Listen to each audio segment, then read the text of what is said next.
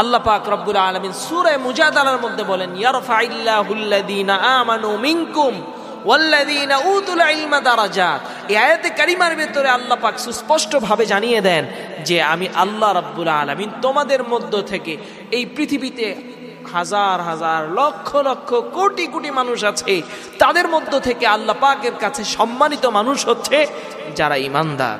যারা বেঈমান কাফের তাদের মূল্য আল্লাহ পাকের কাছে বিন্দু মাত্র নেই, কিন্তু যারা ঈমানদার তাদের মূল্য আল্লাহ পাকের কাছে আছে। সুবহানাল্লাহ। এই ঈমানদার বান্দাদের মধ্য থেকে আবার আল্লাহ পাক রব্বুল আলামিনের কাছে আরো মর্যাদাশীল বান্দা হচ্ছে ওয়াল্লাযীনা উতুল ইলমা দারাজাত, যাদেরকে আল্লাহ পাক রব্বুল আলামিন দয়া করে মায়া করে কোরআন ও হাদিসের ইলম দান করেছেন। আল্লাহ পাক রব্বুল আলামিন নিজেই সূরা মুজাদালার ভিতরে বলেন, আমি আল্লাহ তাদের সম্মানকে অনেক বেশি বাড়িয়ে দিয়েছি।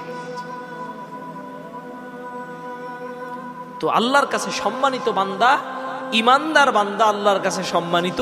ওই ঈমানদারদের মধ্য থেকে আবার যারা ইলমওয়ালা আহলে ইলম, যাদের মধ্যে কোরআন ও হাদিসের অগাধ জ্ঞান আছে, কোরআন ও হাদিসের অনেক বেশি জ্ঞান আছে, আল্লাহ পাকের কাছে তাদের মর্যাদা অনেক বেশি। সুবহানাল্লাহ।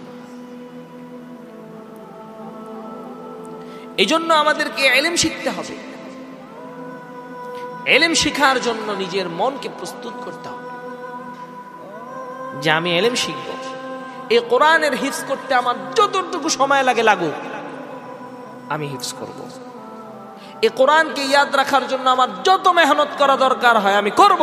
কোরআনকে আমি ইয়াদ রাখব। এই কোরআনকে সুন্দর লাহানে তেলাওয়াত করার জন্য যত কষ্ট করার প্রয়োজন আমি করব।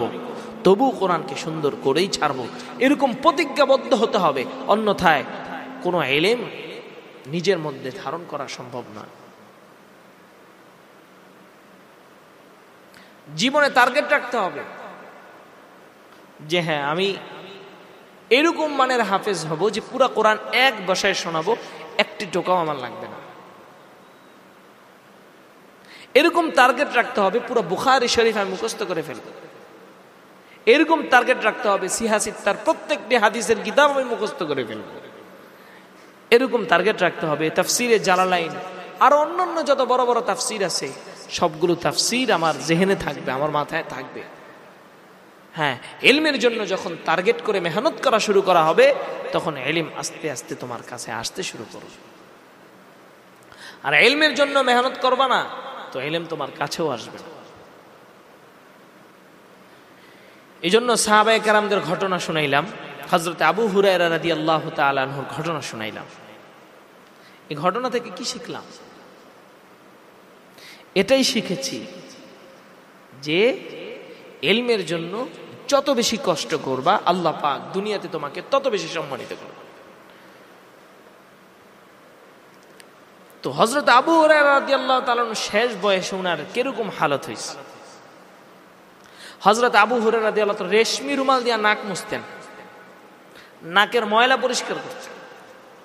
রেশমি রুমালের বহুত দাম।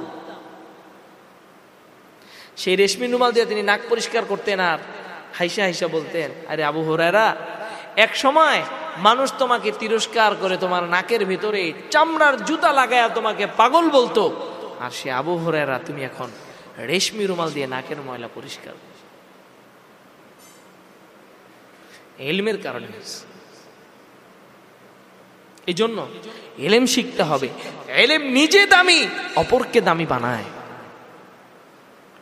ইলম নিজে একটি আলো, পুরো দেশ জাতি পুরো গোটা পৃথিবীকে ইলম আলোকিত করে। এই জন্য ইলম শিখতে রাজি আছো না তোমরা ইনশাআল্লাহ?